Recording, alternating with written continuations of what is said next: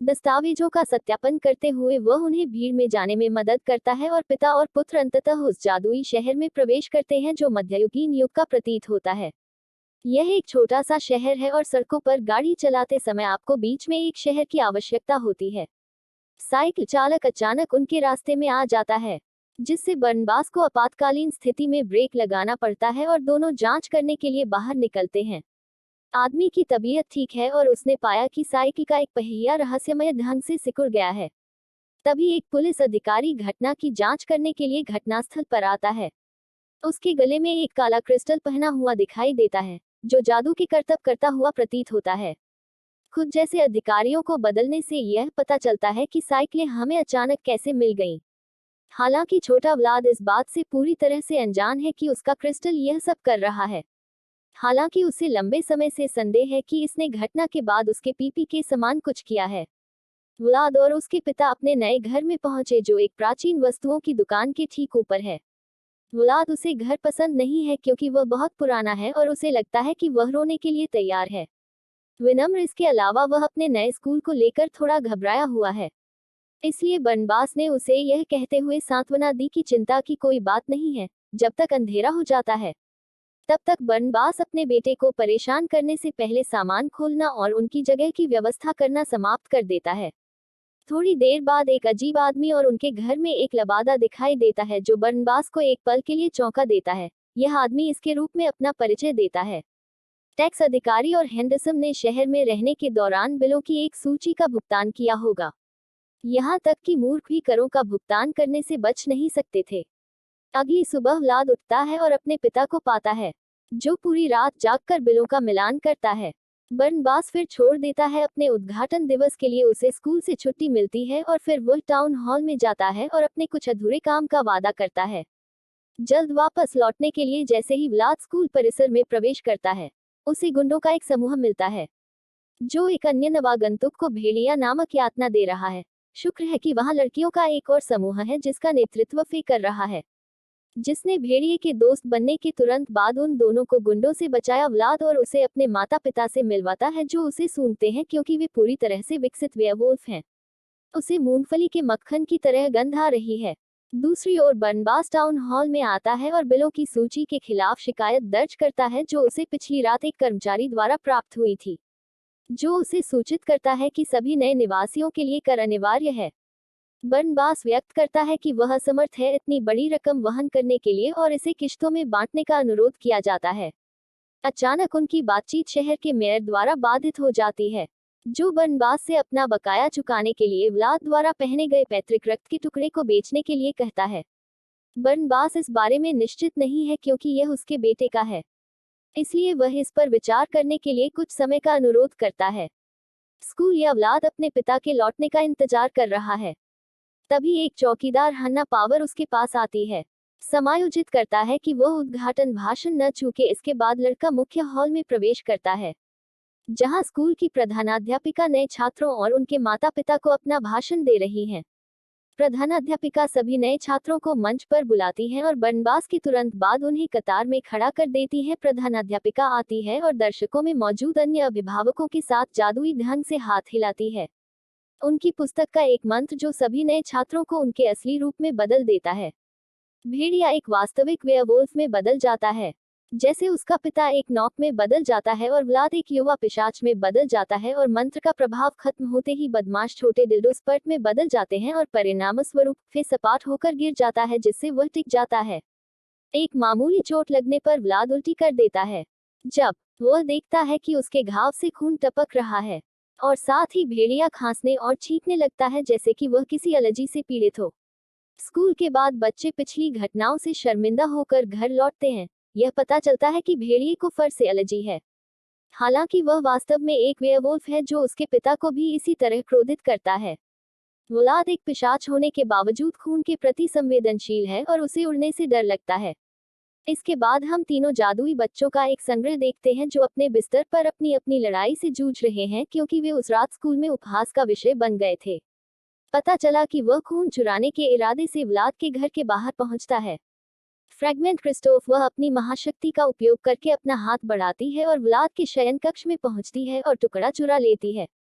फिर वह town hall में वापस लौटती है और क्रिस्टल को मेयर को सौंप देती है, लेकिन उन्हें आश्चर्य हुआ कि टुकड़ा रहस्यमय तरीके से मेयर के हाथ से गायब हो गया और वापस आ गया।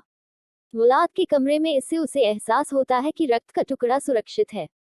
मुझे मंत्र याद है और यह केवल तभी प्राप्त किया जा सकता है जब इसका मालिक इसे अपने मुफ्त कुएं में सौंप देता है।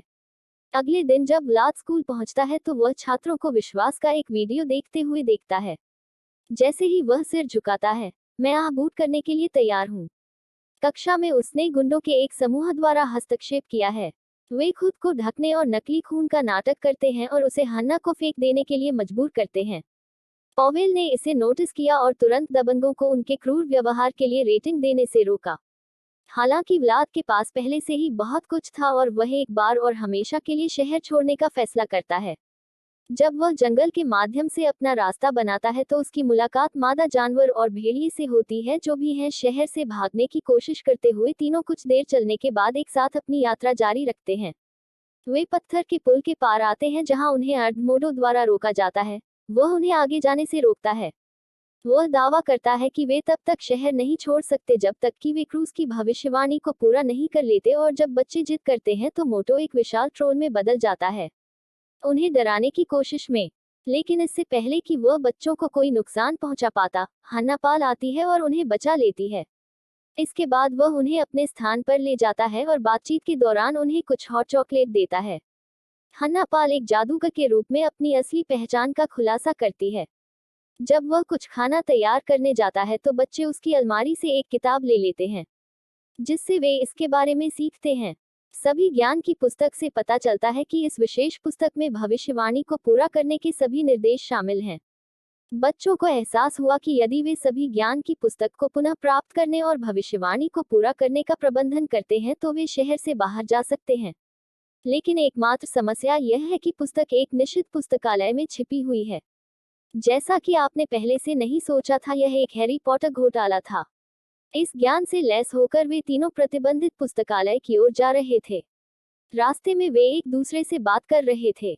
वे अपने बारे में और अपनी महाशक्तियों के बारे में साझा कर रहे हैं। इस समय हमें पता चलता है कि फी के पास उपचार करने की शक्ति है, जो तब स्पष्ट हो जाती है जब वह एक मृत पौधे को ठीक करती है।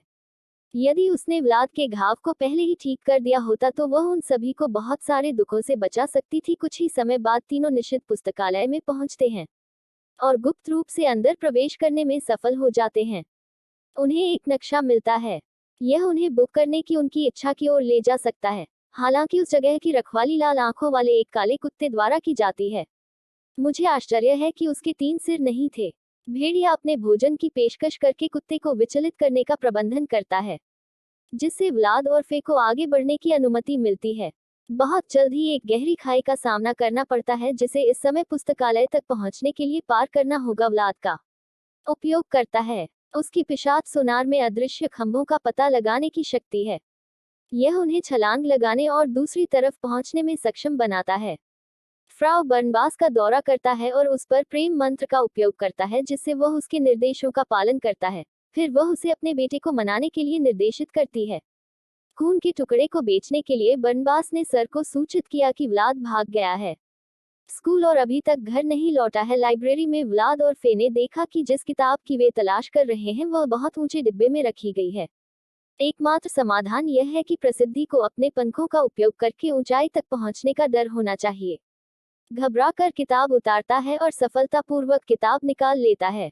इसके बाद तीनों निगरानी से बाल बाल बचते हुए बाहर की ओर भागे और काला कुत्ता। फिर वे एक पेड़ के पास बैठते हैं और किताब पढ़ने के लिए आगे बढ़ते हैं। यह लूसीफर के दुष्ट स्वामी का रहस्य बताता है, जिसका लक्ष्य सभी पिशाच, वेयरवुल्व्स और अन्य राक्षसों को बुराई में बदलना है और एक बार फिर से उसके मनुष्यों पर नियंत्रण हासिल करना है। हालांकि वे कुछ और जानने में असमर्थ हैं, क्योंकि किताब से पन्ने फाड़ दिए गए हैं, जिससे कुछ महसूस हो रहा है जैसा कि बुरा होने वाला है। बच्चे बहादुर बनने का फैसला करते हैं। कोई बात नहीं। वे अपने माता पिता को सचेत करने का फैसला करते हैं और दूसरी ओर मेयर मेढक के जादुई दर्पण की मदद से व्लाद का पता लगाता है और उसे सभी ज्ञान की पुस्तक तक उसकी पहुंच के बारे में पता चलता है, जो वह आदेश देता है। उसे वह सब कुछ करने की जरूरत है जो उसे चाहिए और खून का टुकड़ा उसके पास ले आओ। वह हमारे पीछे पीछे चलती रहती है।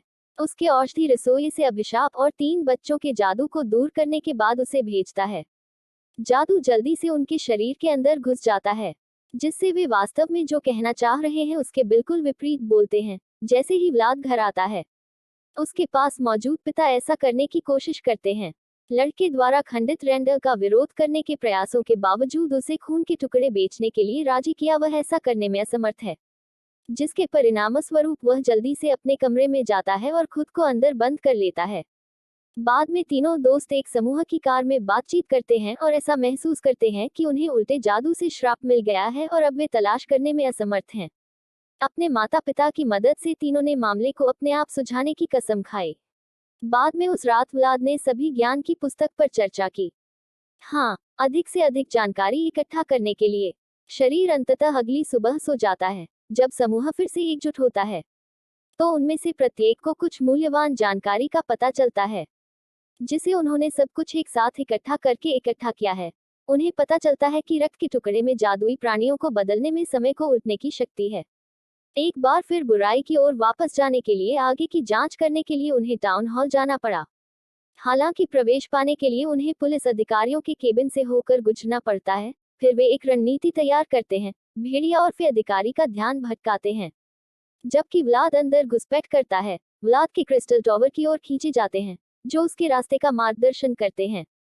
उनके पास पहुंचने पर वह क्रिस्टल की एक विशाल श्रृंखला देखता है और खून का टुकड़ा उसके मिस का निकला।